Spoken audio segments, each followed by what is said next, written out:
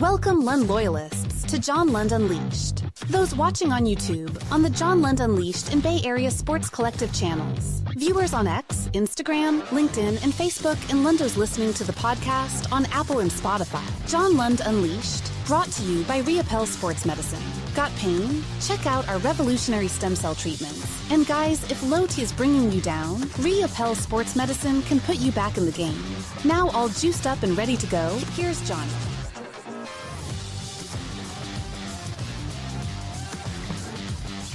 Oh, good morning. Good Friday morning to you. You can see right there we got some contract details on Brock. You're not burned out on Brock. This is interesting stuff. There's Justin Verlander right there. He is on the injured list, which gives the Giants maybe an opportunity to bring up Carson Whisenhunt or other options. We'll give you that as well. Ton to get to today. Plus, I don't want to oversell the Sweet Clean Family Friendly Caboose Pistols. I didn't put it up on the board. Actually, I did. The Shaq walk run and the Chick-fil-A story. So I did. We'll do a Sweet Clean Family Friendly Caboose Pistol. Thanks for joining us for episode 148 on this Friday.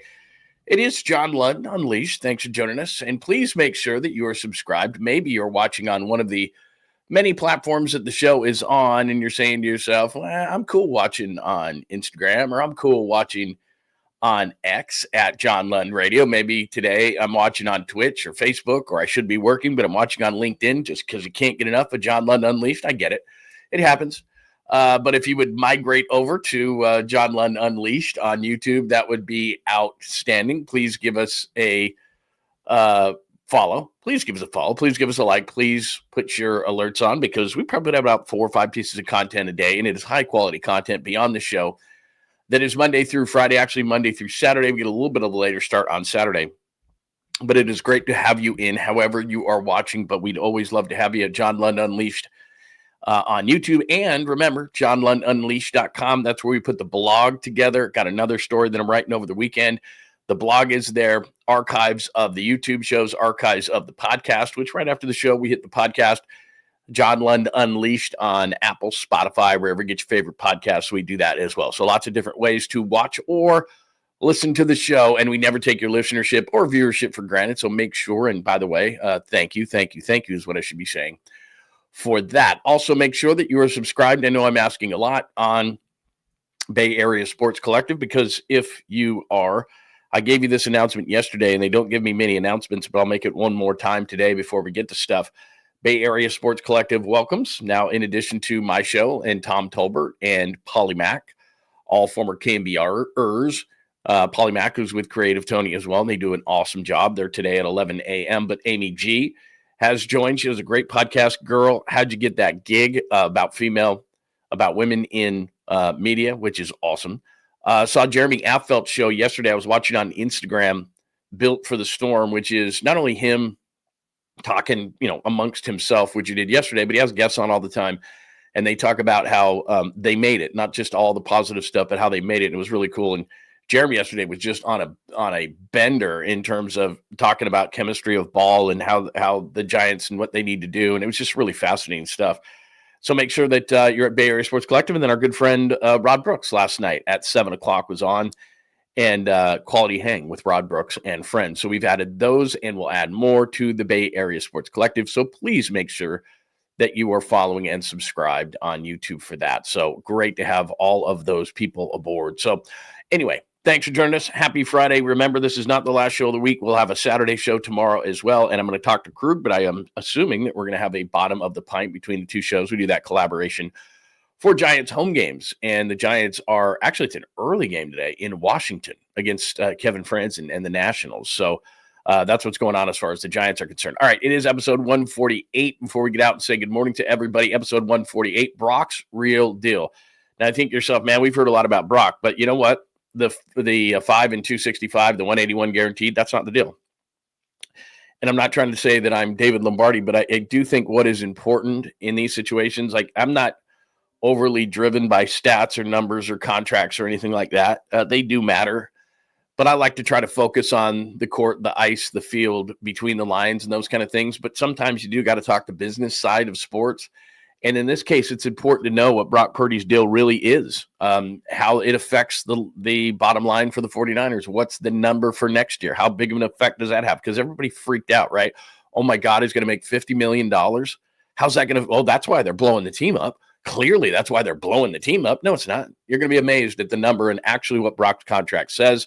I cut off the W there, but that should say who replaces Verlander. Justin Verlander down for a while. I got some video for you to show on that and some ideas on what they should do and why is what that is. Giants at 50, not their age, at 50 games. It's moving fast, and that's about, 50 is 150 games. We're at 162, so we're not technically at the third point of the season, but that's really, a quarter point, yeah, but you get to the third point, I think you kind of are what you are unless you have the injuries.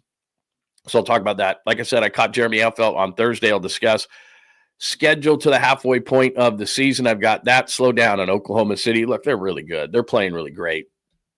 But people are trying to compare them to like the Warriors or some of the great Bulls teams. It's like they're really young, and they've won exactly zero things. Minnesota has not looked good. This is certainly not the Minnesota team that played the Warriors, but give Oklahoma City credit for that. I think the Warriors probably, from a matchup standpoint, give Oklahoma City a better series. But you know what? I'm not counting out Minnesota because they haven't even gone home yet. So a lot of things can change, and Oklahoma City's young, and they're really, really good. Don't get me wrong, but the accolades that are being thrown on Oklahoma City, just a smidge premature. So we'll get into that too.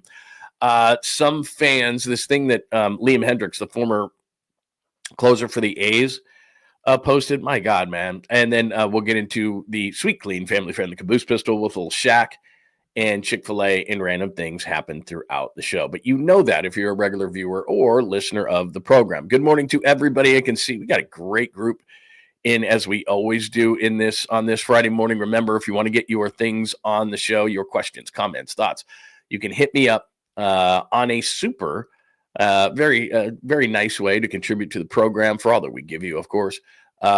Make sure that you jump on and give us one of those, and you will 100% get your comments, questions, thoughts on the air. So good morning to everybody. I hope everybody is having a wonderful Friday edition of the show. We got a lot of crazy stuff going on in my house, so I think and I hope that everything is going great in your world. All right, let's get to things. Brock's real deal. So you're saying to yourself, Lund, man, I am burned out on some Brock, and I totally understand that. But as you see right there, there's the big fat contract. There's a little Justin Verlander for episode 148 as well. But this stuff, I'm telling you, is important. This stuff is important. So let me just pop his contract up just for some fun, all right? Because there's a few questions that need to be answered. First of all, everybody's freaking out over his first year, right? Oh, my God, the first year is going to crush him. That's why they had to break the team up. Oh, yeah. I've told you the whole time. That's not why they did this. They did it because Afunga's injured and he would have been overpaid, and Hargrave was a complete bust, and Debo's best football is behind him. They blew it on Dre Greenlaw, and no one's going to deny that. But everybody else, Charvarius Ward was never going to come back. PTSD. His wife wasn't going to come back to the state of California, and they wanted the guy from 2023, not the guy from 2024. Renardo Green was actually better. So, et cetera, et cetera, et cetera. That's not why they broke up the team. And as Exhibit A in that whole thing, if you look at the cap hit for the first year for Brock Purdy, $9.1 million. $9.1 million. So it's not a prohibitive hit. Now, to go from $1 million to $9 million, is that a lot? Yeah, but an $8 million hit, that's like gross matos, right? I mean, that's not a ton of money. It is, to me and you, we'd be like, Lund, did you say $9 million is a lot of money? What I'm saying is the cap hit, which is what matters at $9.1 million, is still extremely low as far as quarterbacks are concerned. So they didn't break up the team because Brock was going to get all this money. Second year of the deal, $24.7 million. That's not crazy money. Think about it. George Kittle's cap hit's going to be $24.7 million. Like, for a quarterback, Jimmy Garoppolo's number in 2017 was that. So again, second year of the contract, not going to kill the 49ers. Now, third year of the contract, you're making about $31 million. Again, that's Nick Bosa money. It's not quarterback money. Lots of quarterbacks are making that money. So is that a lot of money? Yeah, it's a lot of money. But is it a reason why the 49ers couldn't pay players if they wanted to pay players this offseason? No, it's not. So 9, 24, and 30 for the first, and let's be honest, let's round these things up to where they should be. So 9, 25, and 31. Let's be accurate.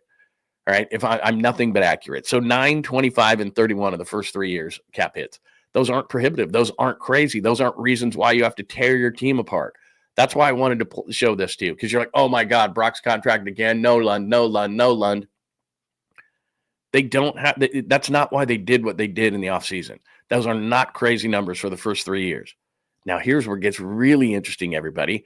Fun with numbers. I was told there was no math on the show. I get it. I hate math, but we have to do this. So you see the first 3 years, $115 million. After 3 years, if they don't love Brock Purdy, and this is why it's such a joke, the national media. Oh, my God, they gave him $265 million. Oh, my God, they gave him 191 guaranteed. Oh, my God, he's just not worth it. He's overpaid, blah, blah, blah, blah, blah, blah. Okay, so the first 3 years, it's $116 million. And as I told you, that's not prohibitive. That's low on the scale. All right? After the third year, and we're well-versed now in dead cap space, Javon Hargrave, all these different guys. Remember Russell Wilson, Broncos ate $50 million. The Jets this year are going to eat $50 million of Aaron Rodgers' contract. If at the end of 3 years, this is a short-term marriage. At the end of 3 years, if they don't love Brock Purdy, or that kid they just took, Rourke from Indiana, is all like, this dude can play. They reset the number at the position. I'm just hypothetically speaking here. They can get out of the Brock Purdy contract after 3 years for $16 million on the dead cap hit, which isn't very much money. Everyone wanted to get Brandon Ayuk this offseason. That would have been a huge cap hit. Hargrave's going to cost you money. You know, every single year they got a bunch of dead cap space. $16 million to get out of your quarterback if you don't love him after the end of 3 years is not a lot of money. It's not. $16 million. Teams take cap hits like that all the time. So this is why it's important to talk about the deal, because, oh my God, it's 265 and it's 181. Here's his contract. It's 3 and 115. That's the contract. And if they don't love him, he's out after 3 years. What a deal by the 49ers. 3 and 115. And Brock gets his money. Now, he could see the fourth year of that deal, and it jumps up to about $58 million in the fourth year of that deal.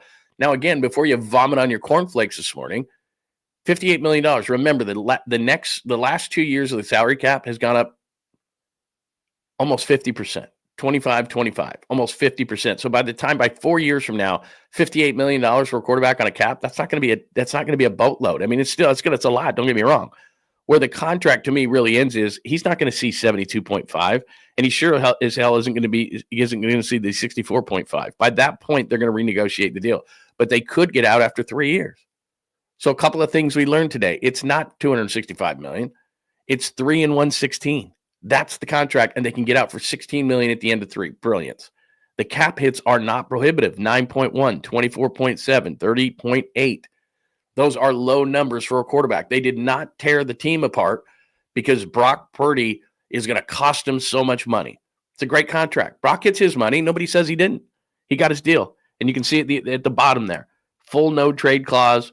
Brock's side wanted a bunch of money right up front, $100 million.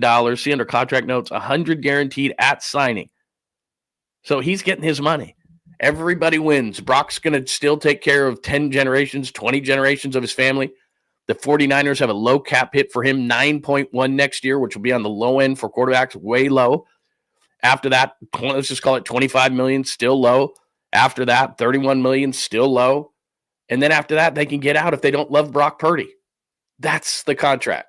So when people look at contracts and they freak out and, okay, I'm just here to educate. I'm not here to sit here and do math. I hate math. Hate it. Got through Math 101 in college, never saw another math book after my freshman year of college, and never want to see one again. But I just like to get the facts straight. I just like to bring facts to the table so that you know what you're talking about. When the national media freaks out and screams and yells and goes, he got $265 million. He's overpaid. He's not a top 10 quarterback. He's not paid like a top 10 quarterback, but he sure as hell is. So that's the good news on Brock Purdy. They did not tear apart the team this offseason to the extent that they did, whatever you want to call what they did in this offseason. And I don't think they did. I think they trimmed fat. Talanoa Hufanga, Deebo Samuel, Javon Hargrave. I'm sorry to say this about Shamarius Ward because it was the off-the-field stuff, but he wasn't very good in 2024. They just decided they weren't going to pay veterans who they didn't think were worth it. And Jed York looked at the roster and said, we're bloated, man. Let's get sleek. Let's get some young guys in here. Let's see what they can do. I'm not saying they're going to be better. I am saying that I don't think, Deebo was traded for a 5th-round pick. What do you think the league thought of him? Oh, my God, we're going to miss Deebo. Well, then why didn't they get a better pick for Deebo if he was so good? Sorry, I'm not buying it. So anyway, that misnomer of they had to tear the team apart because Brock was going to make so much money. Well, the numbers are 9, 25, and 31 in the first 3 years of the deal, and they can get out of it after 3 if they don't love Brock. And if they still love Brock, you're going to see them move money around. They're going to see you manipulate this thing all the time. So when everyone freaks out, I guess here's the overall story on this. When everybody freaks out over the cap all the time, it's fluid. So at the end of those 3 years with Brock, they're going to look at his contract again and they're going to renegotiate. And there's room in there for them to, because it's in all NFL contracts. They can move money around all they want in a contract. It's there in black and white. And then when the number becomes huge, like it was with Fred Warner at 29.7 that jumped up from 12.2, they renegotiate it. When George Kittle, who had 1 year left on his deal, and it was too high of a number, it jumped from 12 to 22, they renegotiated George Kittle's contract. Guess what? It's lower. Same thing. They just do it constantly. The cap is fluid, and Brock's deal is not prohibitive. And it didn't make the 49ers get rid of these guys. They wanted to trim fat. Hargrave wasn't worth it. Debo was getting paid like a top 10 wide receiver. Is he a top 10 wide receiver? No, he's not. So on and on and on and on. And you can disagree with what they did. And I'll go back to this. People in the local media said the 49ers were not trying to win. I know, I'm an insider. I said that they're not trying to win. They're taking a step back, blah, blah. No, they didn't. They trimmed fat. And Brock's contract is not prohibitive. Not the first 3 years. And when it becomes that way, and by the fourth year, like I said, when it's a $57 million number, with the cap going like this, and think about it like this, and I'm sorry that I have to get into the business side of it. Amazon, all these other, all these entities, right? You don't want to have to spend all this money on these different platforms. It pisses you off. I get it, right? Netflix, Amazon, all these different ones that it's going to be on. Do you know how much they're paying? You know how much money they have? Apple is going to get involved in this. Money. It's not just TV anymore. So all these different platforms, all these different ways it can be delivered, that's all revenue to the bottom line, which means because in the contract between the players, between the union and the NFL, revenue means the cap goes up. The pie is the pie. If the pie grows, we get more of the pie. We don't get more of the pie. We get higher revenue, means more money for everybody. So what that means is the cap's going to continue to go up. It's not going to go down because these entities are all, even though it pisses us off, they're all bidding on the NFL, which means the number is going to keep going like this, which means the cap is going to keep going like this. So when you see a 57 million, you go, oh my God, they're going to have to cut everybody. No, they're not, because the number just keeps going up. And I've said this story before. Andrew Luck was the highest paid quarterback in the NFL in 2016. He made $24.6 million. Now Dak Prescott's making 60. So that was 9 years ago. Well, in the next X amount of years, 4 for Brock Purdy, if you use that same kind of math, then average for the NFL quarterback is probably going to go up to like $75 million, right? It's going to $75 million, and he'll be at 57. So I'm not saying that that's what they want to do, but I am saying it's three years into the deal, and the numbers are 9, 25, and 31. That's not prohibitive. That's what Nick Bosa's making. He's making $30 million. So he's making in the first, quarterbacks are outrageous, but not next year, not the year after, not the year after that. So they can still field a great team. The decision was not based on Brock making money. The decision was based on these are older players making too much. We're going to cut down. We spent a bunch of money. What was the number? $334 million. And Jed said enough. This is stupid. Why am I paying Debo Samuel top 10 money when he's dropping a slant across the middle on a Thursday night against LA at home with our season on the line? I'm sorry. He's just not explosive anymore. He's like a running back. He doesn't have the legs for it anymore. We don't think so. And the NFL agreed because they got a 5th round pick from him. So anyway, you get the idea. We don't need to overkill on this whole thing. But next time you'll know when the national media freaks out, Brock Purdy is very much a bargain. Not $1 million bargain, not the bargain of all time that he was his first few years in the league, but a $9 million cap hit and a 25 and a 31, massive bargain at the position. That's what the 49ers did. Nice job. This is another thing. I don't know why. I don't know how this popped up, but Ross Tucker does a great podcast. He was on our show lots of times on KNBR, and then we'll move on from Brock Purdy. This is what I used to call it when I was on the radio. Don't confuse me with the facts. So in other words, if I was on a rant, a roll, and everything, and maybe my facts were just a tiny bit off, which I pride myself on them being on, but sometimes you get rant and rolling and whatever, and you don't, I was on the air for 4 hours every single day for 25 years. It's like I might say something wrong every once in a while. But I do believe that maybe the national media should listen to Greg Cosell on occasion. Greg Cosell has been with NFL Films for, I don't know, 50 years now. He was on our show weekly for a number of years, became a friend of mine. I saw him many times at Super Bowls and hung out, and just a great guy. If you don't know him, what he does is he sits in a room in Philadelphia and he just pours over film, NFL film during the season, college film in the offseason to help with the draft stuff. He is completely non-biased. He just looks at the film. And if you ask him a question to give his opinion, 100% of the time he'll say, that's not my job. My job is not opinion. He doesn't have favorites. He doesn't play favorites. He just looks at the film. The player can be player X, Y, or Z. He doesn't care. He just says, this is what the film tells you. And so when you interview him, you have to know, like, you can't ask him opinion-related questions because he's just going to tell you, no, that's not what I do. What I do is I look at the film and I tell you exactly what the film tells me. He's like a film whisperer for the NFL. And so he was on the Ross Tucker podcast. I saw this morning and wanted to play it. Now, you know these things, but I pound the table constantly about them. And because I'm not Greg Cosell, people go, whatever, that's just Lund. But the national media guys who are ranting and raving and talking and yapping and talking head shows, and I get it, everybody's got a different role in media. Okay, so you do have the guys who are just yip yapping. So I'll give you a great example. We're watching, and then I'll play this Greg Cosell cut for you. We're watching the pregame last night for Oklahoma City and Minnesota. And it's Malika Andrews, who does an amazing job, especially keeping the dorks that they have on that show under control.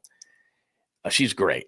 Oakland's own. And then you have Screaming A on one end, who just looks off into the distance constantly because he doesn't want to listen to anybody. He's just there to talk, right? He's just a shooter. He's Allen Iverson, right? He doesn't want to listen to anything. He just wants to shoot, right? And then you have Kendrick Perkins on the other end with no credibility whatsoever. Yip, yap, yip, yap, yip, yap, yip, yap. And they just tell him before the show, hey, Kendrick, these are the three takes. These are the three sides you're going to take on these topics. Yes, sir. And then you have Bob Myers, who's actually done it both as an agent and as a championship winning executive. And then you have Mike Malone, who actually coached the game, right? So everybody's got a different role. Mike Malone is a coaching perspective. Bob Myers has a big picture, how teams think. And then the two jackasses on the end, right? And I get it. Everybody's got a role. So I was trying to explain to my wife as we're watching that exact thing. Like, look, Screaming A's got a role, say stupid stuff. And Perkins has a role, say stupid stuff, and fight each other. And then you have these guys in the middle that if you actually listen to them, they'll tell you what's going to happen. So Bob does this brilliant breakdown of the game and what teams are thinking. And Mike Malone talks about from a coaching perspective what is going on in the series and some adjustments. And they're really good and insightful things. And then Screaming A comes up with some surface thing that has no depth whatsoever.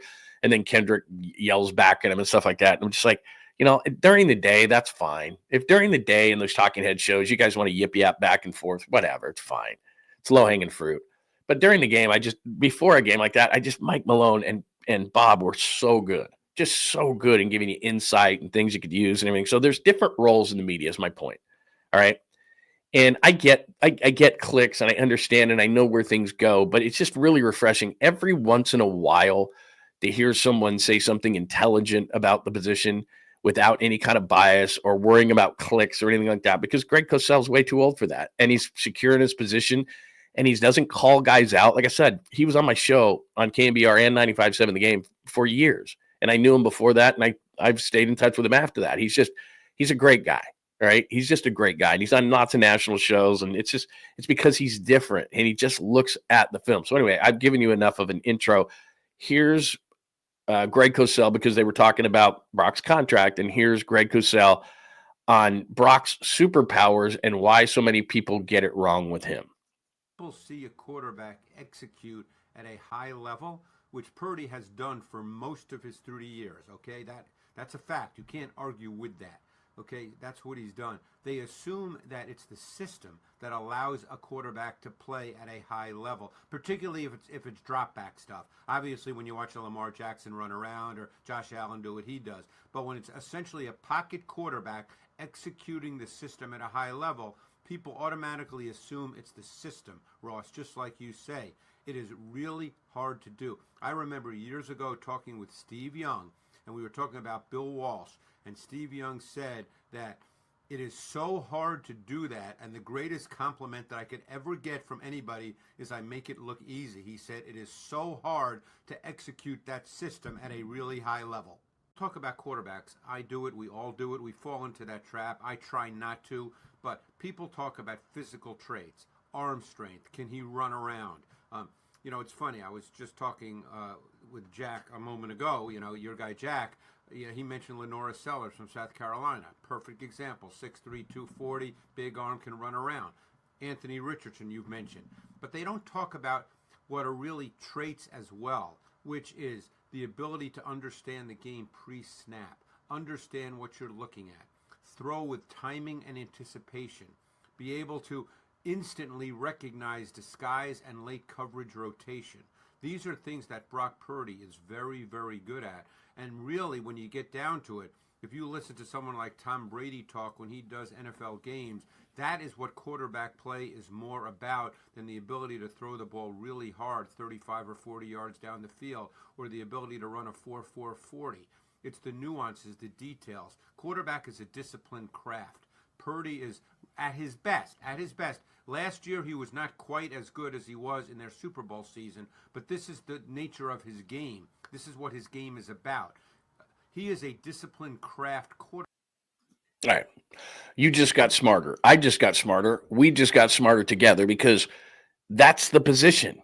So what we do as a media, all right, I'll just generally say this as a general thought, is we don't want to get intricate. We want low-hanging fruit. We want clicks. We want all these things. Brock is not sexy. Saying that he is mentally as good or better than any quarterback in the league, that's not sexy. We can't see that. It's not tangible, right? I mean, it is tangible, but it's not a 4.4 40. It's not a rocket arm. It's not Justin Herbert going out to the right and throwing a 65-yard bomb on point to the end zone. Nobody cares that he only does that 1 out of every 10 throws, and Brock is much more consistent. What gets highlights? It used to be dunks. Now it's threes. It's parking lot threes. So that's all anyone cares about, is they cut the highlights so that Justin Herbert makes this throw, or Lamar Jackson makes this run, or Mahomes does a no-look pass. And then we are conditioned as fans and media and everybody else that that's the greatest player, because we saw that one play that nowadays is clipped like a fillet in the middle. You only get the meat, right? The perfect part. You don't get any fat or anything like that. You don't watch a full game. Who would want to do that? Who would want to see that Brock Purdy got up to the line of scrimmage, got them into the right play? They don't understand that. They had 3 plays at the line of scrimmage. Brock looked at the defense and goes, I know what they're trying to do. And he took what would have been a 5-yard loss is actually a 7-yard gain. Well, that's not sexy.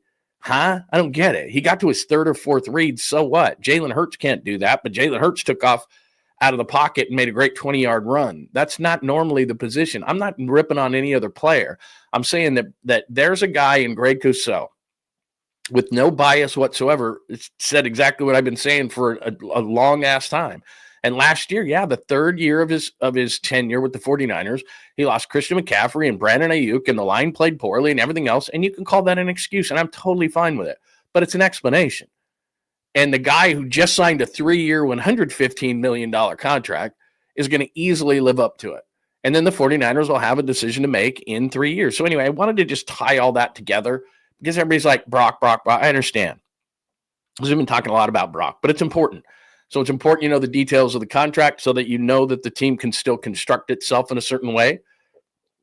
You know now that in 3 years, the 49ers will have a decision to make.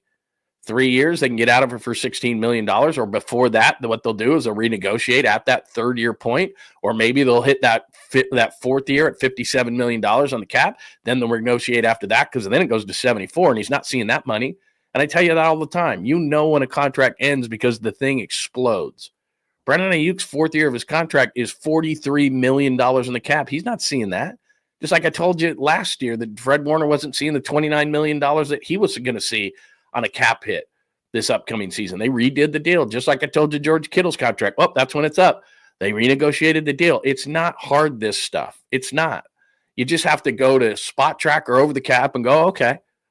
Because nobody wants to do that, because the media doesn't want to do that, because that doesn't fit into a narrative of Brock is overpaid. Just like you just heard Greg Cosell go, you know what his superpower is? It's a mental superpower, but that's not sexy. How the hell do I show that on ESPN highlights? How do I show mental capabilities? It doesn't work. But Lamar running 50 yards and spinning a bunch of times and breaking tackles does, and Mahomes throwing a no-look pass does, and Stafford or Herbert throwing it through a brick wall does. Like, those things translate, and then people get it in their mind that those are the best quarterbacks. And sometimes it does mean that, but many times it doesn't. Who are the best quarterbacks of all time? Tom Brady? Did he do it physically? I don't know. I saw that picture just like everybody else at the combine. Didn't look like it to me. Joe Montana, was he physically the best player on the field? Probably not. Go on down the line. That's not what the position is, but for some reason it's drilled into our head that that's what it's supposed to be. You have to be 6'5", 240, have a rocking arm, move like Lamar Jackson, all those kind of things.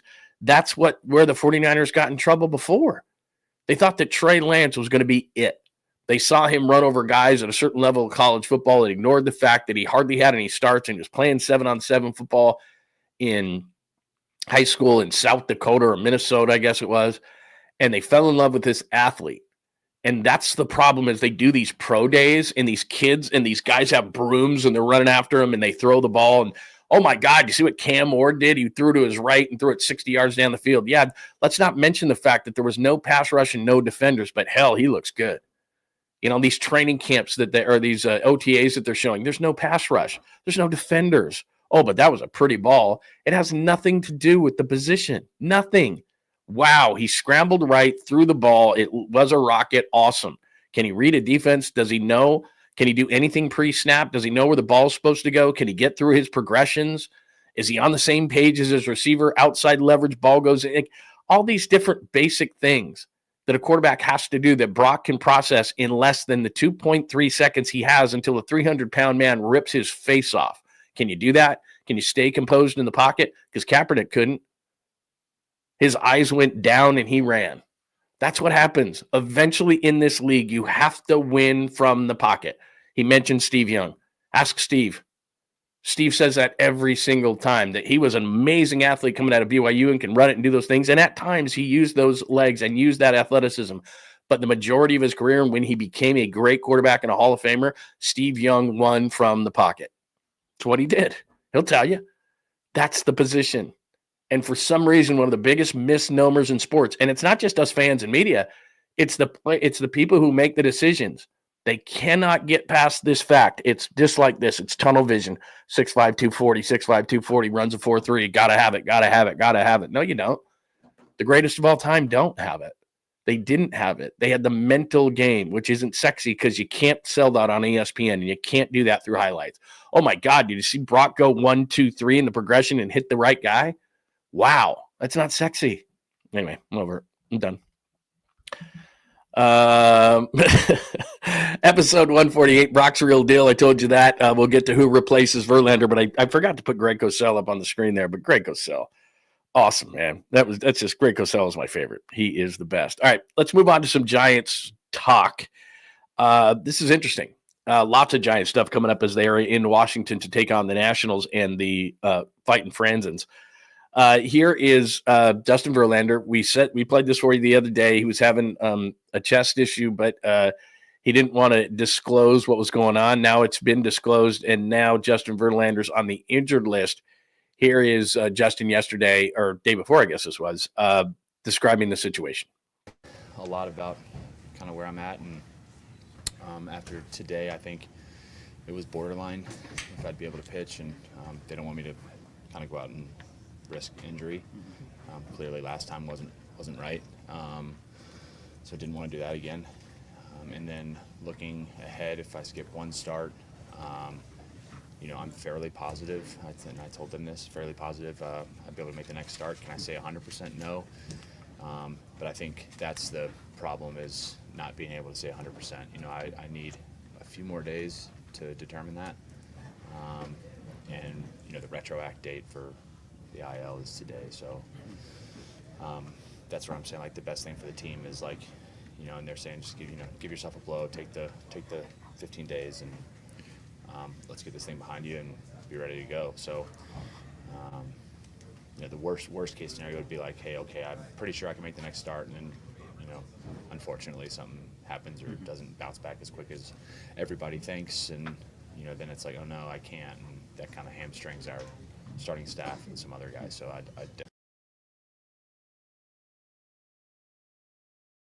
off the stage there, so I wasn't in Justin Verlander's way. Okay, Justin Verlander. By the way, over his last 6 starts, a 2.97 ERA. So Justin Verlander's been really good. Over his last 6 starts are pretty good. He's just run into some bad luck. So we say this all the time. Logan Webb, last start withstanding, ace, no problem. Number 2, Robbie Reyes pitched absolutely great. All-star level.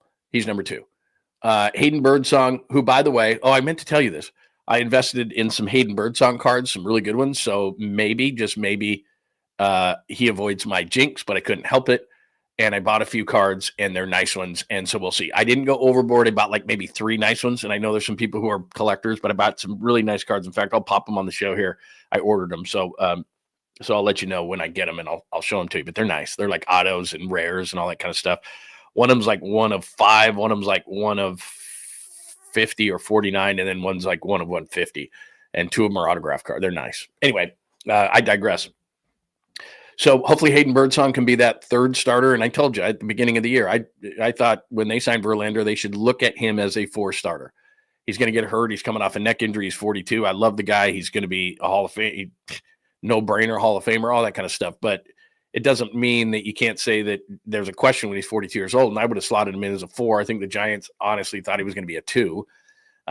Anyway, to me, I think if Birdsong can be the 3, Verlander can be the 4. Now you're cooking with gas, and who knows who's going to be your number 5. So that's what's going on as far as Justin Verlander is concerned. Now, what's interesting to me here in regards to him is, I think this is Alex Pavlovich who wrote this piece right here. If you can read that. Harrison. Okay, so the 3 that they're looking at essentially is what this piece said. Is that if they went with Harrison, you can see in the second paragraph, Harrison could give the Giants about 50 pitches if needed. Jordan Hicks, no thanks. Jordan Hicks could go 90 to 100 pitches. This is without Verlander. They just put Hicks in the pen. You just took him out of the rotation for a reason, had a 6.55 ERA in the rotation. Please no. All right, I don't want Hicks. If Harrison can only give me 50 pitches, come on, man. That's a bullpen game. I don't want that. So then you look at the bottom here. The Giants also could opt for a big promotion, left-hander Carson Whisenhunt, blah, blah, blah, blah, blah. So this is where it gets fun. So do you go Kyle Harrison, who's not quite stretched out and could give you 50, and then it becomes a bullpen game and you're taxing your bullpen, which – we're 50 games into the season, and I'm telling you, because this happened last year, they had the 2nd most bullpen innings in baseball last year behind the Tigers, did the Giants. Please don't burn out your bullpen.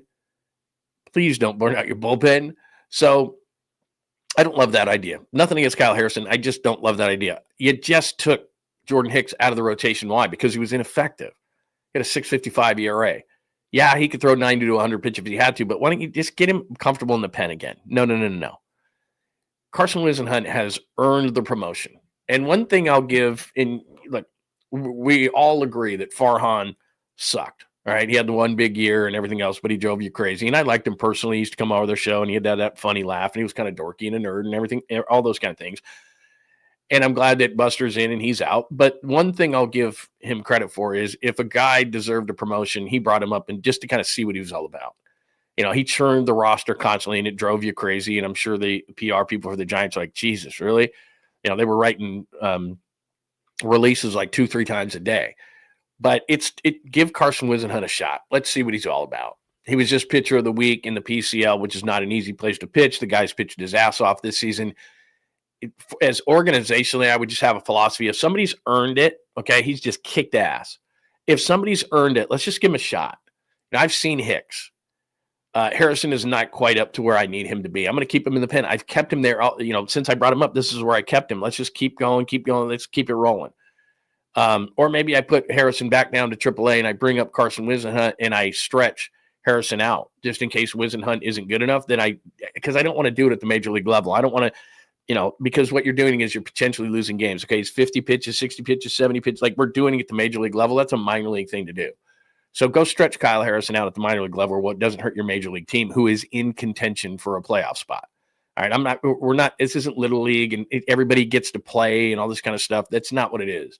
So Kyle Harrison, then have Wisenhunt come up and have Harrison go down and have Harrison stretch out a little bit and let's see what happens. But he's earned the promotion. That's my bigger point here, is that when a player goes nuts, whether it be offensively or as a pitcher or a reliever, whatever the case may be, the guy's earned it. He was a pitcher of the week in a really tough place to pitch or league to pitch in. So give him a shot. He's at his height right now. He's at his height of confidence. He's feeling great. He was just named pitcher of the week. He's crushing it. From an organizational standpoint, this is what you do. This is what makes sense. Because when a guy kicks ass and deserves the promotion, you give him the promotion. That's how it works. So nothing against Kyle Harrison. Jordan Hicks, you're in a different role now, so I don't want to mess with that. I just took you out of the rotation. We're not going to yo-yo this thing. I don't want to do that. That's not what you should do organizationally. So it's time. Carson Wisenhunt should be brought up. He should get a start. He should get a couple of starts. I would go to him and say, look, even if you suck today, you're going to get at least a couple of starts. Because you heard Verlander say, well, we weren't sure and this and that. And it's like, look, man, you're 42. Let's give you a little bit of a break. You've run into some bad luck. I'm not down on Justin Verlander at all, but it's like, hey, you know what? Again, it's about maintaining this through 162 games, and we're 50 games into the season. In fact, let me just pop this up. Through 50. So we're almost a third of the way through this whole thing. 162 games, 50, 50, 50s, 150. I understand that, but we're getting close to that. And you're 2 games behind the Dodgers. You're ahead of the Padres. You're ahead of the Diamondbacks. Not by much. You're a loss behind. In fact, I look at losses. You can't give losses back. You get more wins. You can't get less losses. So I always look at the loss column. So in the loss column, while you're technically ahead of the Padres because you're 2 wins ahead of them, you're 1 loss behind them. And you're only 3 ahead of and then, God, look at the Rockies. But anyway, point is that we're 50 games into this thing. And if you didn't think the Giants were real, the Giants are real. So what I would be thinking is, okay, long-term, what I'm going to do here. First of all, I'm going to give Verlander some time off. I want him to be not only 100%, and this isn't possible, I know that, but I want him to be 110. I want him to be beyond. I don't have to rush him back, all right? I have options. So Harrison goes down. He's the move. He goes down, and he gets stretched out in case Wisenhunt stinks. And I tell Wisenhunt, it's not going to just be 1 start. Don't put a ton of pressure on yourself. We're going to do a couple of starts here.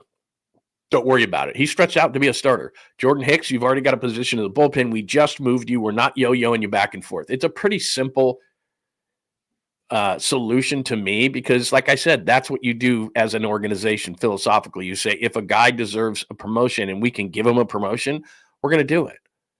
That's what it is. That's what happened with Ramos last year. He was kicking so much ass and the Giants were struggling. It was like, look, this guy deserves a promotion. I know that we kicked him to the curb early in spring training, which they did last year with Ramos, but it's like he's playing so well that at the height of his confidence, then you move him up. There's a method to this madness.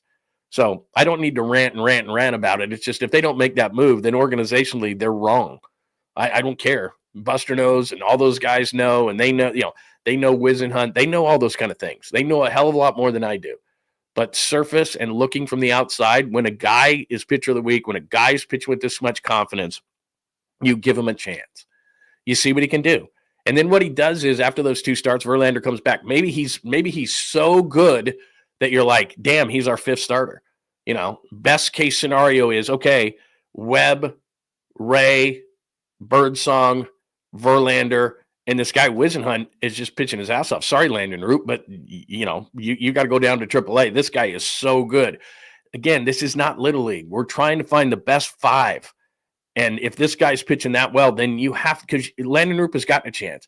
Hicks has gotten a chance. Harrison hasn't completely, but we know what he's about. And I've said this many times. I think he might be, just because his pitch mix is limited, I think he might be a reliever long-term anyway, and he could be really good. But I'm not down on him. I'm simply saying that if, as Alex Pavlovich writes in the piece I showed you, if he's only at 50 or 60 pitches, and that's all he can give you, then that's a bullpen game. And I don't want a bullpen game. I want starters. And this kid's a starter, and he's at the height of his confidence right now. You put him in, you give him those 2 starts. If he's absolutely great, awesome. If he's not, then here's the upside to it. Here's the great part of it. He knows what he has to work on now. He's dominating hitters at the AAA level. He really has nothing left to prove at this point right now. And so, again, the logic is not only are you saying, if you play well, we will promote you. So you're giving that hope to all the players within your organization. But also what you're doing is, okay, let's say he falls flat on his face. Now he knows what he has to work on. Oh, damn, this isn't AAA anymore. They're going to hit that pitch I just threw. Oh, I just hung that? That's in the left field stands. Okay, I get it. I understand now. So now he goes down to AAA after those 2 starts, and he knows exactly what he has to work on. It's not a surprise the next time he comes up because you're early enough in the season. This is another thing they do. It's early enough in the season. Bob Melvin gets a real good look at him. JP Martinez, the pitching coach, gets a real good look at him. Everybody knows he's not in awe. Maybe if he has to come up later in the year, let's say there's an injury, a major injury, and all of a sudden it's like, well, we got to rely on this guy now, and we're in the pennant race. Oh, he's never been up here before? So there's all these different reasons why you bring him up. He's confident right now. You need to see what he's all about. He needs to see what major league hitters can do and what exactly he needs to work on if he doesn't pitch well. And if best case scenario happens and he's great, then Verlander comes back as your 4. He's your 5. Sorry, Landon Roop. Sorry, Kyle Harrison. Hicks is your long guy, etc. Hicks has already had a chance. Harrison's only 50 pitches. You get it. Anyway, give me your thoughts, but I think it's a no-brainer. I think it's a no-brainer of what they do here. Giants at 50, I already gave you that. Caught Affelt on Thursday. I did mention that. And by the way, I just wanted to mention this. Thanks for joining us. It is John Lund Unleashed, by the way, as we are 46 minutes into the show on a Friday. Thank you so much for joining us. As always, John Lund Unleashed on YouTube. Please make sure that you are subscribed. Hit that like button before you get out of here today as well on YouTube, and keep those alerts on, because not only will we have the show today, which we do Monday through Friday, and actually start a little bit later in the morning on Saturday, but we do 6 days a week. And then we'll put some shorts out. We're on all the platforms, so all the different platforms that you may be on. We're, of course, on Instagram today, at John Lund Radio, X, at John Lund Radio. We're broadcasting live on Facebook, LinkedIn, and other places, so make sure that you can hit us up. But we'd love you to come over to YouTube and tell all your friends and enemies, please, and subscribe, hit the like, and have those alerts on, because we'll send more stuff out today. But I caught Jeremy Affelt, and he's part of, let me pop this up again. Let me see, where is that announcement? He is part of a new bunch of podcasts that we've put up at the Bay Area Sports Collective. So not only do you subscribe on John Lund Unleashed on YouTube, but the Bay Area Sports Collective, which Amy G has got a podcast, Girl, How'd You Get That Gig? So it's about women in media, which is awesome. There's Jeremy Affelt. He had his first show with the Bay Area Sports Collective yesterday afternoon, which was awesome. I watched him on Instagram. Great insight into the Giants and as a former ball player, and he's just hilarious. You know that. And then there's Rod Brooks and Quality Hang with Rod Brooks and Friends, and he was on last night at 7 o'clock. So make sure that you go to Bay Area Sports Collective and subscribe, because then you'll know when those new podcasts are on, besides me, John Lund Unleashed, Tom Tolbert Show, and Polymax Particles with Creative Tony, which will follow me today on the Bay Area Sports Collective at 11 o'clock. So caught Jeremy Affelt yesterday. Awesome. Scheduled a halfway. Let me give you this real quick on the Giants. Through 50 Giants schedule. So this is they're at 50 right now. So Washington, that's 3. They're not a playoff team. You got to play well. Detroit, if you're not paying attention, that's the best team in the American League. Best team in the American League. And look at see, and this is where Roop as that third one. But the Washington game, there's an open slot there. Could that be Wisenhunt? There's an open slot in the first Miami one. Who could that be?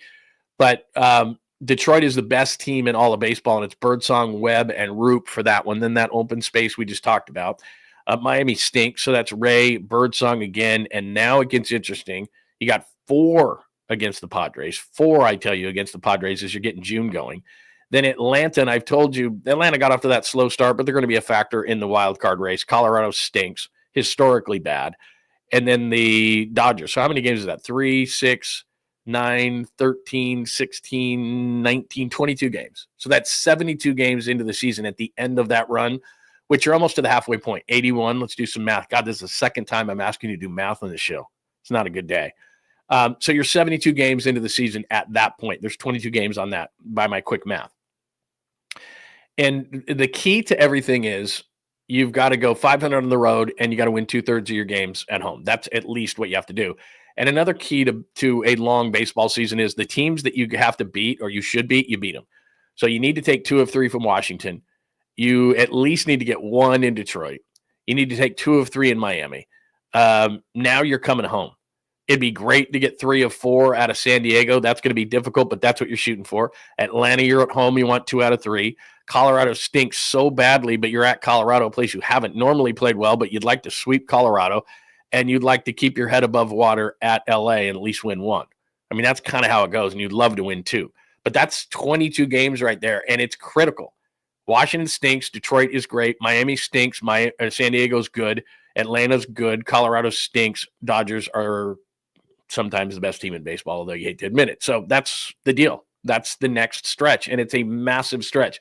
And when there's 162 games, you're not going to go win, loss, win, loss, win, loss, win, loss. You're not going to do that. You break it down into bite-sized pieces like this. But these are important games tonight. Landon Roop's got to pitch well tonight. I mean, that's just how it is. Robbie Ray's got to maintain. Birdsong is always one that we're going to watch. And then those blank spaces, I hope, are Carson Whisenhunt, at least for now. I hope that's the one Saturday.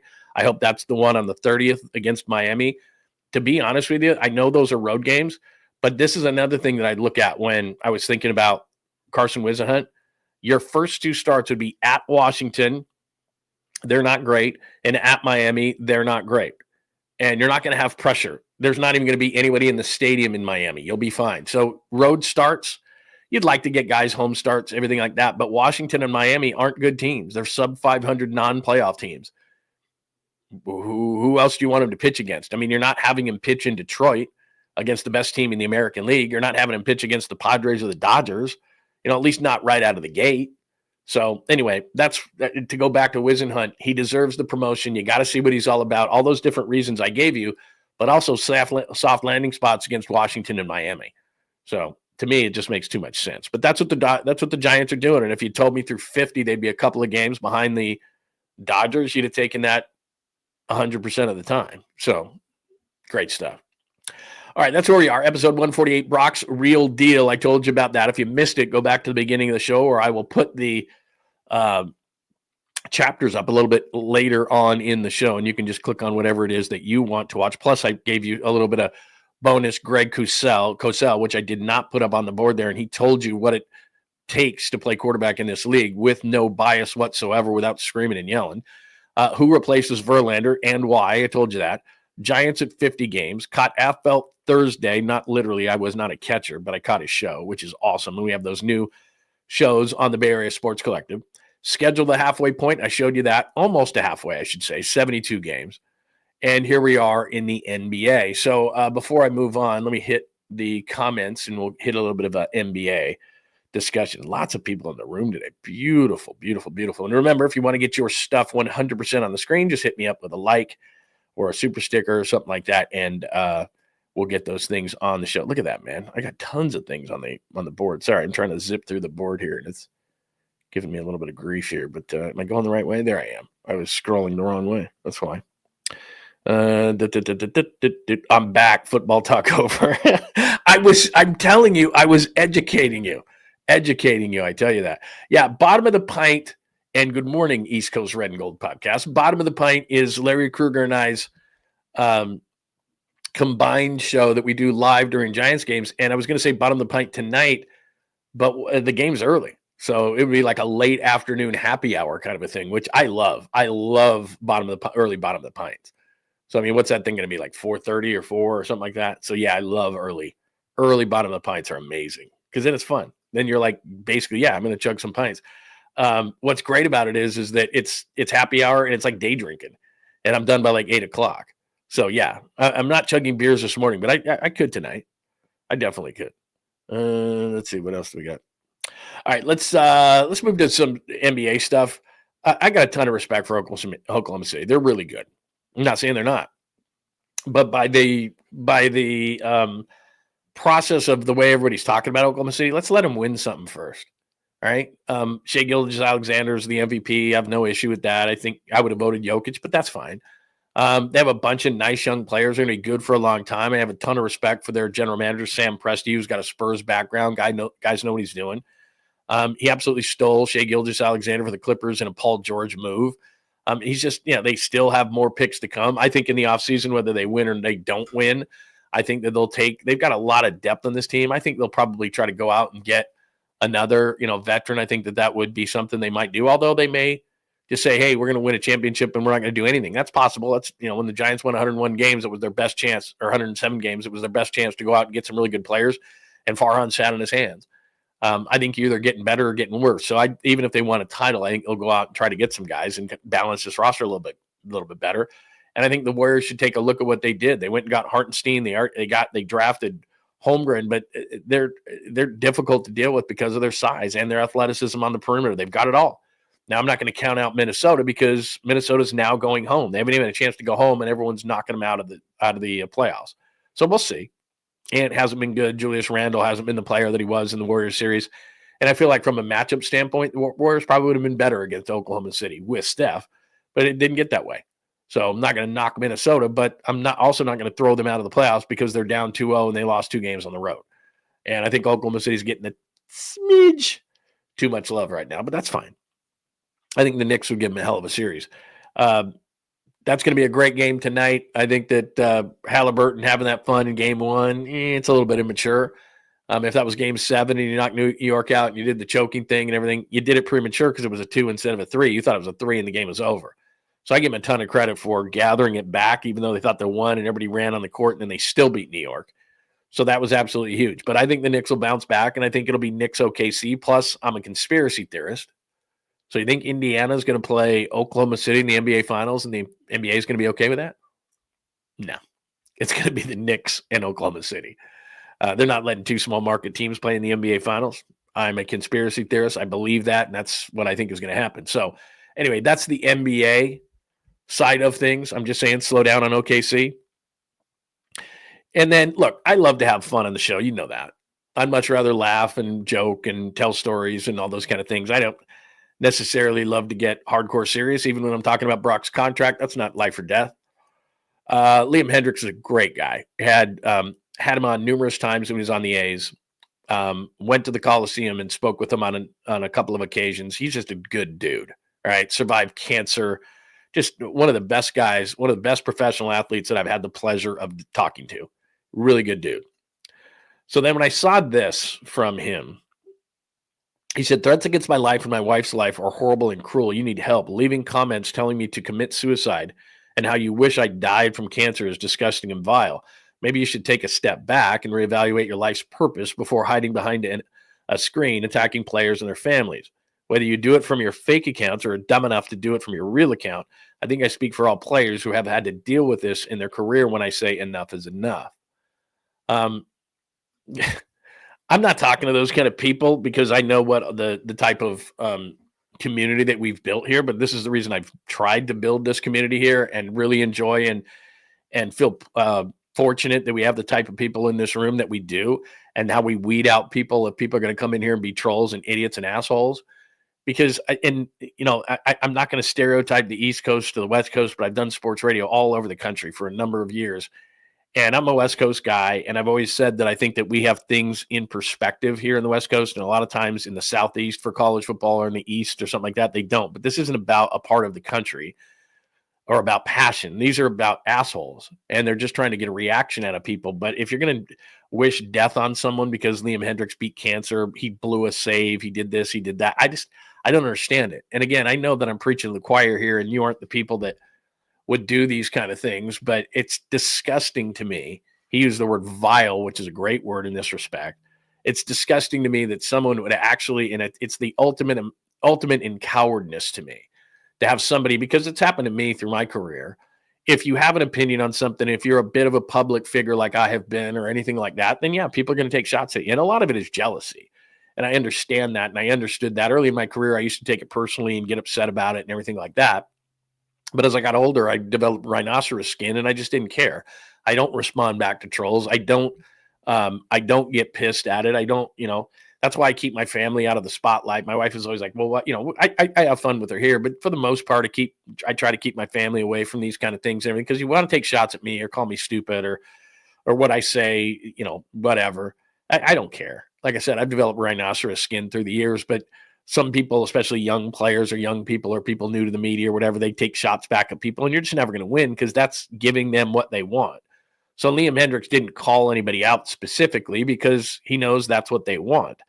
He just said in general, it's vile and disgusting, and it is. And I don't know that people necessarily, believe what they say, but hiding behind a keyboard, as he says, is the ultimate in cowardness. And a lot of times what I find is it's people with an egg as their avatar, or people who, if I look back, their account's deleted, or they're cowards.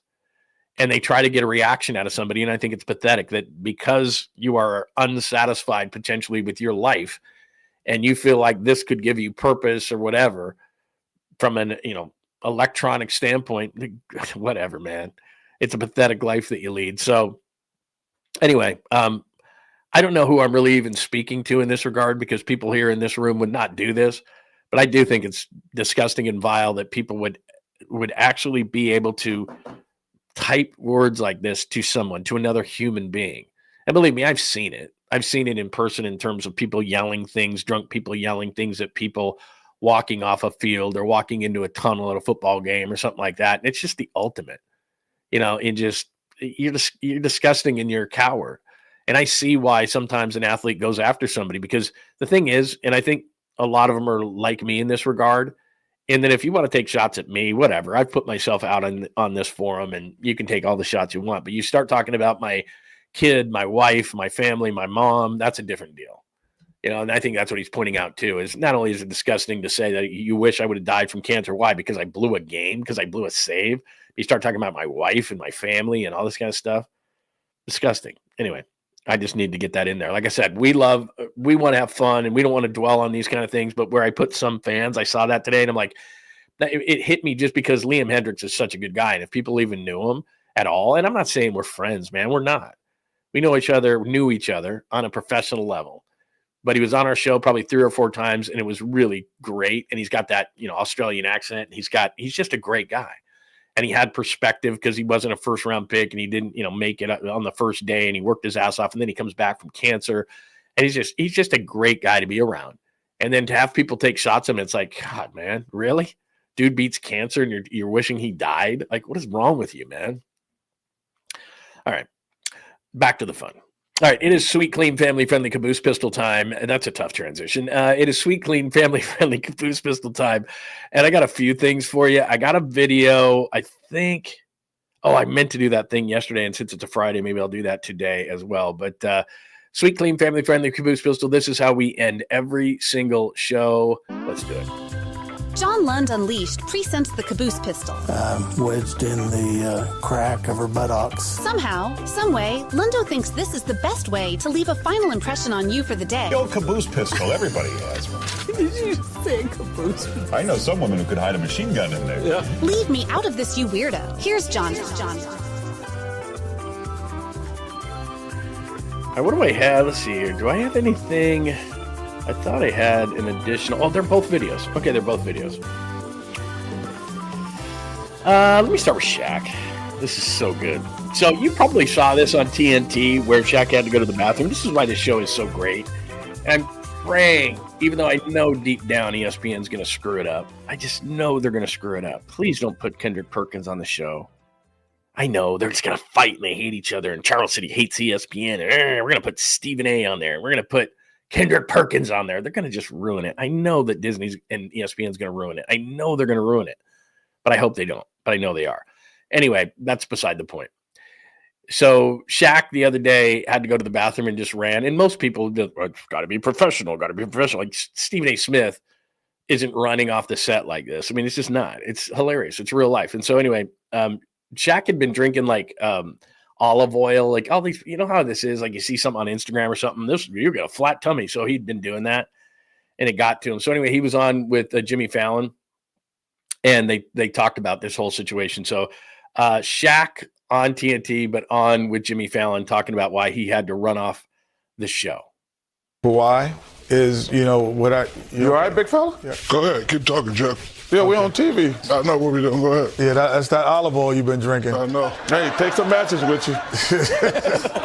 Okay, so hold on a minute. Before he talks, my dad, this is an old thing, maybe some of the younger viewers and listeners wouldn't understand taking matches with you. My dad used to keep a big, like, camp thing full of matches in the bathroom, and he would light matches when he had to go number 2, and it would really stink up. So you'd walk in, and it was like, just light a candle or spray something or something like that. But it was like sulfur. It was like overwhelming. My dad used to light matches. So when Charles goes, bring some matches with you. Anyway, my dad used to do that, and I started laughing when I heard that. Anyway, here's the response. Wait, so yo, what is going on? Why are we drinking? Why are we drinking olive oil? Well, first of all, What was going on? I was drinking a lot of water that day. Okay. Oh, I see. So I know I had the number 2 run, but it was really a number 1. Okay, it's a number 1 run. Yeah, number 1 run. Yeah. So let's just get that out the way. Okay, perfect. I'm drinking olive oil because I want to be sexy. So the olive oil. You don't need olive oil to be sexy. You're Shaquille O'Neal. Well, Come that's on, what bud. it said on Instagram. So if you drink olive oil for 14 days, it clears stuff out, gets you a flat stomach. So I was trying it. Oh my gosh. So you drinking olive? You know what? I just made a mistake. I lied to you on national TV. What'd you say? It wasn't a number 1 run. It was a number 2 run. I had to go back. Oh, I had to go so bad. Lie to me? I had to go so Lie to me, bad. man. No, I did. The next night, though, the TNT crew got you a little something. Look at this. Did you see me squeeze my butt cheeks when I was running? They put a porta potty up there for you. Whenever you need one, you go there. First of all, to just go back to what I've been talking about for a number of weeks, because I worked for ESPN for a number of years, if you're new to the show, I just know they're going to screw it up. So I hope they don't, because they just need to be their own entity, kind of like McAfee's his own entity. Like, don't touch us, all right? Just, we do what we do. And so I hope that's what they do. But, they put a porta potty there. It's hilarious. You knew that was a number 2 run, by the way, and I'm glad he came clean on it. Nobody does a number 1 run like that. Like, you're not – you probably still leave the set, but you're not doing this. You're not doing the duck walk. That was a duck walk, 100%, and that was a number 2 run. There's no doubt about it. I don't know anything about the olive oil part of it, but that's what's so hilarious. Like, I don't know that I've ever seen, like, I got to go. I have sat in radio studios going, God, I hope I'm making a break. Like, I'm looking at it going, okay, we break at 11 after the hour. We're at 8. I'm like, oh my God, I got to go. But you also are like, you got to be all casual and cool about it. But once I get like around the corner, I start running, because it was far. Like, it can't be hard. That bathroom was far. And every single time, it seemed like every time I needed to really go, there'd be a guy cleaning it, and he'd look at me and he'd point to upstairs. And I'm like, you've got to be kidding me. So I'm like waiting for the elevator. They're texting me going, hey man, we're back in 30 seconds. Rough.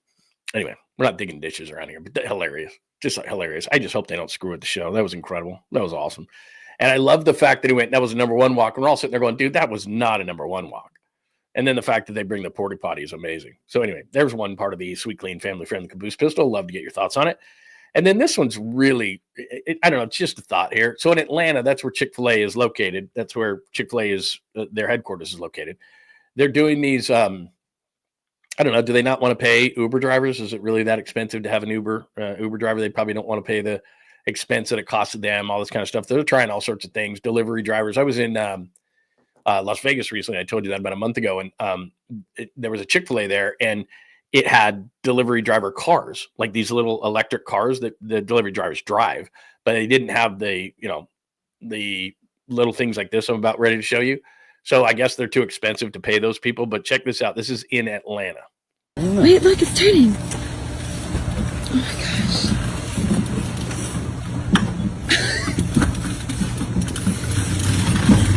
Oh my God. Where's it going? What do you do? To retrieve your order, hold your phone with SMS order code on the inside door. The door is open and closed. Please. It's so cute.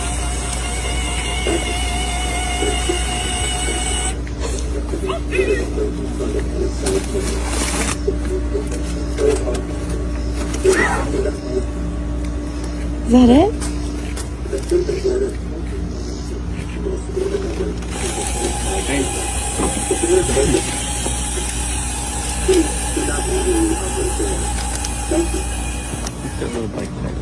Bye.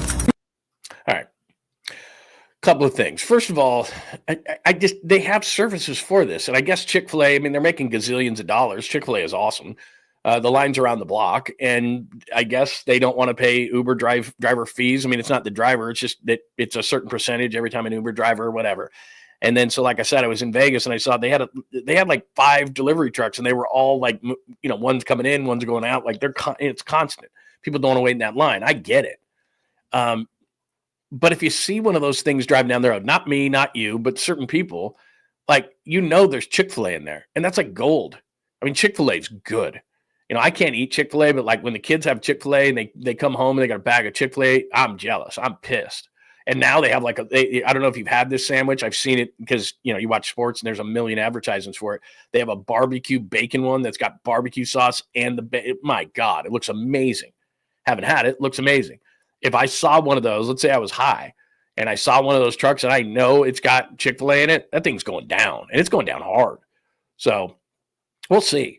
But my thought is, I don't know what those things cost. And that was really cool. The guy holds up probably like a QR code or something that's on his phone. The thing says, okay, opens the thing up. He grabs the stuff out, probably flashes the QR code again. It shuts and goes back to Chick-fil-A. But like lots of people that would be like driving down the road, they're going to knock that thing off the road. They're going to get that thing and then they're going to just pry that thing open like an ATM machine. They're going to get the stuff on the inside. Like, I don't know. Maybe they think they'll only deliver to certain places, but there are certain places that thing goes and it's never returning. And that. Like, you just order like boatloads of Chick-fil-A and then that thing pulls up in your driveway. It's like, sorry, bro. You're not returning, and we're getting that stuff out of you. Like, that's liquid gold in the middle in those things.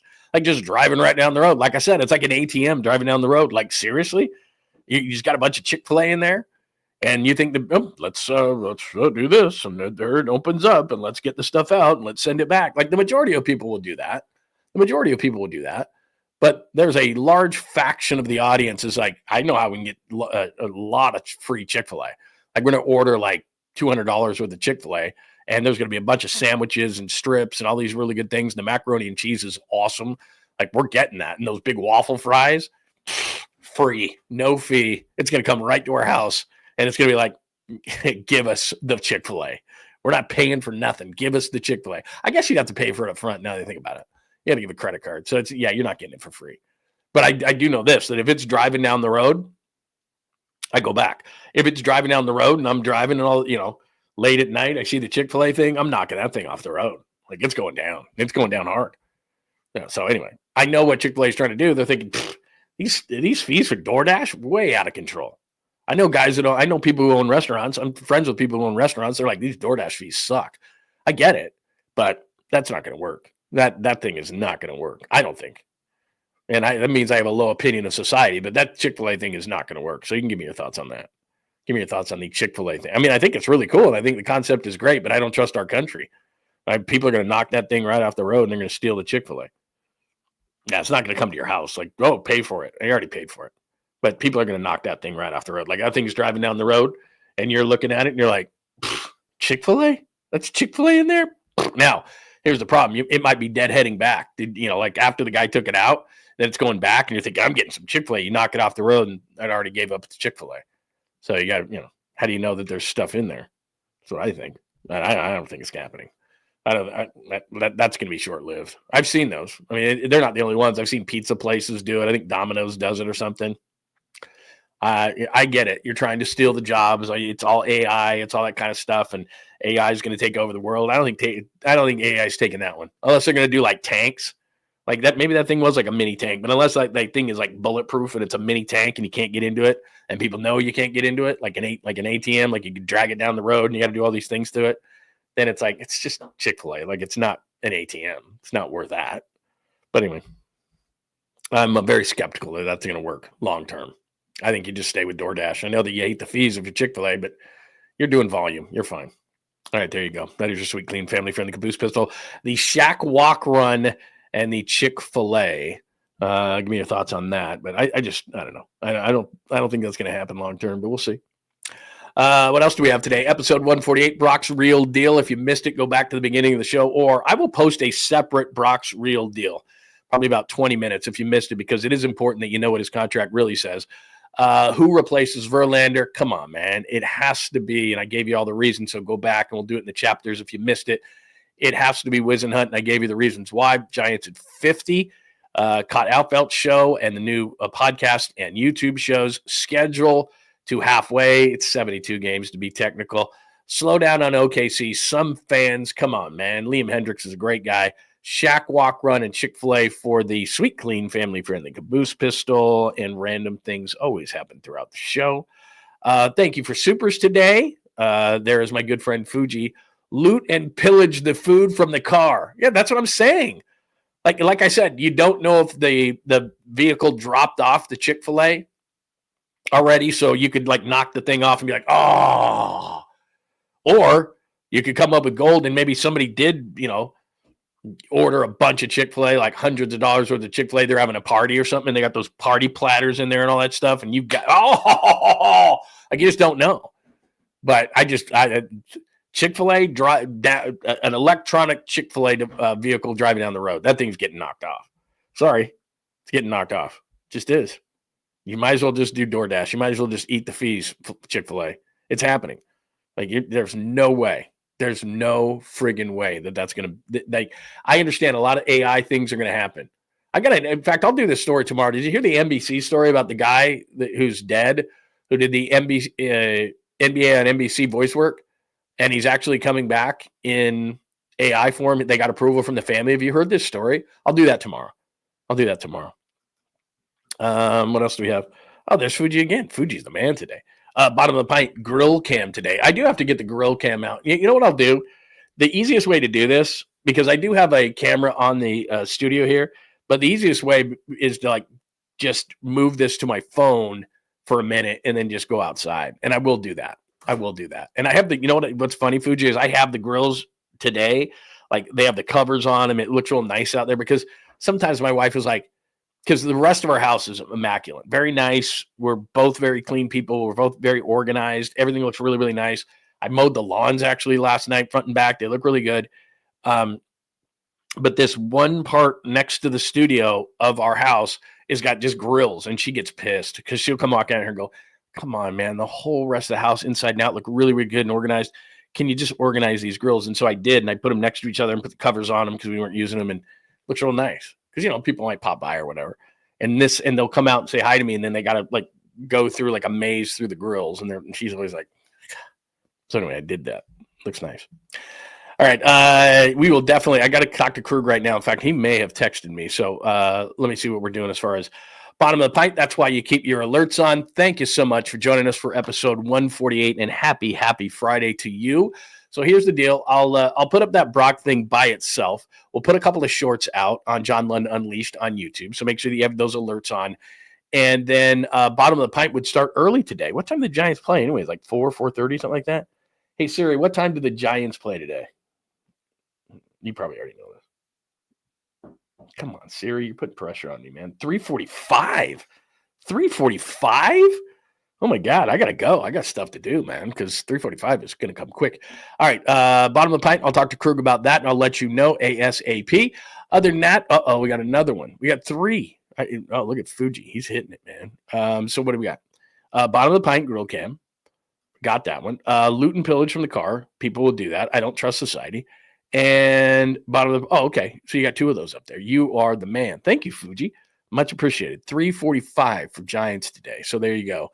And that is that's it. 148, episode 148. If you missed anything, go back to the beginning. We will put the chapters up momentarily.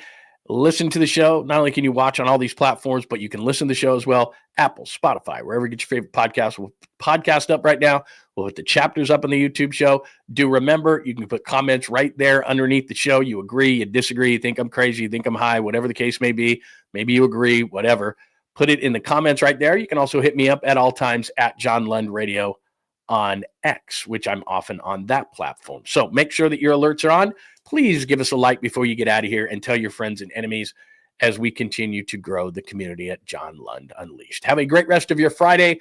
We'll talk to you later today when the Giants take on the Nationals. Happy Friday. Thanks for hanging out with John Lund Unleashed. We'll try to be better next time, though I wouldn't hold my breath. Please like and subscribe on the John Lund Unleashed Pod YouTube channel. Watch live shows weekdays at 8 a.m. on YouTube, Instagram, and X. And make sure to have your alerts on for shows throughout the day or night. All things Lund can be found at johnlundunleashed.com. johnlundunleashed.com. Goodbye!